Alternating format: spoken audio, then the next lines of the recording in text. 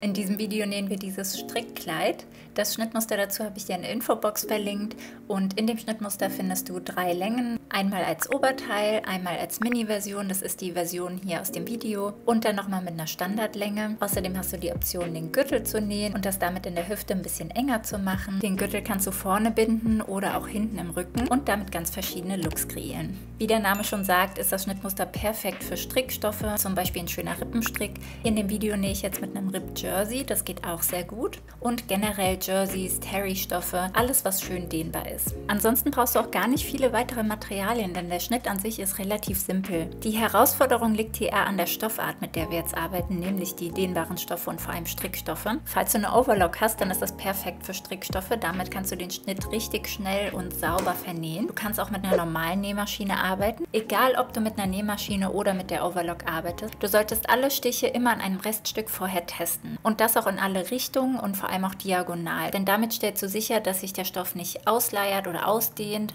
oder zusammenzieht. Falls du aber trotz des ganzen Testens einfach nicht die richtige Sticheinstellung findest, habe ich hier noch einen Tipp für dich.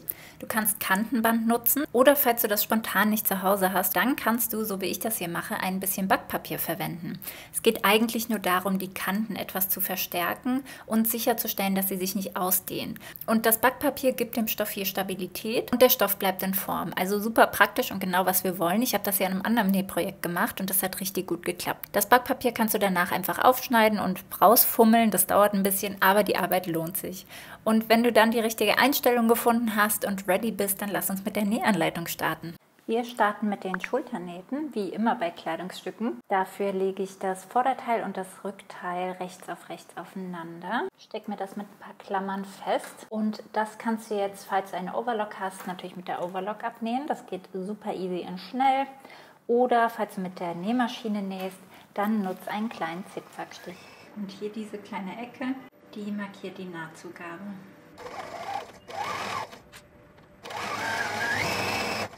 So, die Schulternähte sind geschlossen. Das Schnittteil für das Bündchen habe ich übrigens schon mal rechts auf rechts zusammengenäht. Und zwar hier an der kurzen Seite. Und das sollte wirklich richtig schön dehnbar sein. Und jetzt falte ich das Bündchen der Länge nach, links auf links, also dass die schöne Seite oben ist. Und so erhalten wir ein Nackenbündchen. Nimm dir jetzt dein Oberteil. Das sollte mit der rechten Seite, also der schönen Seite, zu dir liegen. Denn wir werden jetzt das Bündchen rechts auf rechts daran befestigen. Achte darauf, dass die Naht entweder auf eine Schulternaht trifft oder in der hinteren Mitte ist. Das sieht einfach am besten aus. Das Bündchen ist sehr schmal und sehr eng, deshalb gar nicht so easy zu nähen. Ich finde, das geht am besten mit 4 Stoffklammern, die ich gleichmäßig am Bund verteile. Und dann kann ich im nächsten Schritt nämlich von Klammer zu Klammer dehnen. Hier ist es ganz wichtig, dass du immer nur das Bündchen dehnst und nie den Stoff an sich. Halte dich hier wirklich genau an die Nahtzugabe, schneid nicht zu viel ab, denn wie gesagt, das Bündchen ist sehr knapp berechnet, das soll ganz schön schmal werden. Der nächste Schritt ist optional, das kommt ein bisschen auf den Stoff an und wie das Bündchen jetzt fällt. Manchmal steht das Bündchen jetzt etwas ab, gerade weil das so schmal ist und deshalb wähle ich jetzt einen Dreifach-Geradstich aus. Der sieht aus wie ein Geradstich, aber bleibt elastisch durch das höhere Garnvolumen und damit habe ich die Nahtzugabe des Bündchens am Rückteil knappkantig abgesteppt. Das sorgt dafür, dass es einfach schön flach aufliegt und so sollte das Bündchen jetzt aussehen. Du siehst, es steht nichts komisch ab oder zieht sich zusammen oder es ist auch nichts ausgedehnt, sondern es liegt einfach gerade oder flach auf. Als nächstes bereiten wir den Gürtel vor.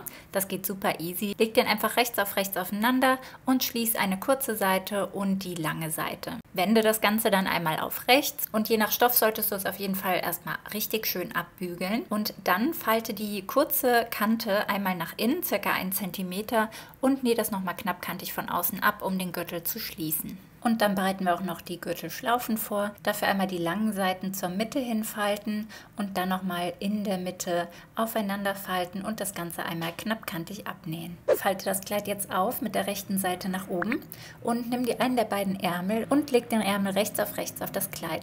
Steck dir das mit Klammern oder Nadeln fest. Da helfen dir auch die Knipse für die richtige Positionierung und nähe das einmal mit der Nähmaschine oder deiner Overlock an. Jetzt kannst du das Kleid auch schon rechts aufeinander legen. Wir schließen jetzt die Seiten und die Ärmel. Hier ist es wichtig, dass die Naht der Ärmel genau aufeinander trifft. Deshalb fange ich hier mal an, von der Mitte auszustecken und stecke dann zu beiden Seiten runter. Ganz wichtig, wenn du die Version mit den Gürtelschlaufen nähst, dann müssen wir die natürlich auch noch einsetzen. Da findest du kleine Knipse an den Seiten und um den Knips herum stecke ich hier einmal die Gürtelschlaufe fest mit ein paar Klammern. Klammern sind hier auf jeden Fall besser als Nadeln. Falls du gerade erst mit dem Nähen beginnst, dann würde ich dir empfehlen, die Gürtelschlaufen schon mal mit einer ganz kleinen Hilfsnaht mit 0,5 cm Nahtzugabe festzunähen, einfach um sicherzustellen, dass sie gleich nicht verrutschen. Schließ jetzt die Seitennaht und die Ärmelnaht. Damit die Ärmelnaht hier genau aufeinander trifft, fange ich immer an in der Mitte zu nähen.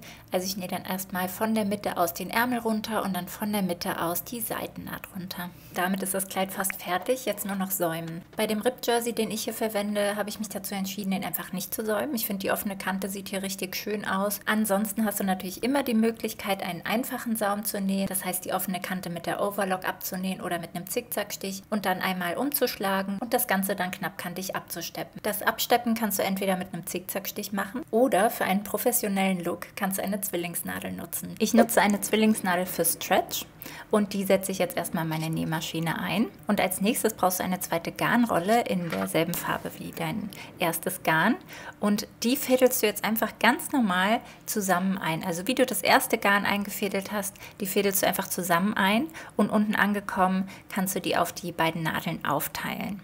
Jetzt zu den Näheinstellungen. Wenn ich mit der Zwillingsnadel nähe, dann erhöhe ich immer meine Stichlänge, aber das hängt auch vom Stoff ab, deshalb teste das auf jeden Fall mal an einem Reststück aus und dementsprechend kannst du dann die Stichlänge verändern, so dass sich der Stoff nicht zwischen den beiden Nähten zusammenzieht. Und zack, so schnell ist dein Kleid fertig. Ich hoffe, es gefällt dir. Falls ja, dann lass gerne ein Like da oder ein Abo oder schau mal bei meinen kostenlosen Schnittmustern vorbei. Ich verlinke dir hier diese gratis Handytasche, die ist super praktisch und total schön aus Teddystoff im Winter.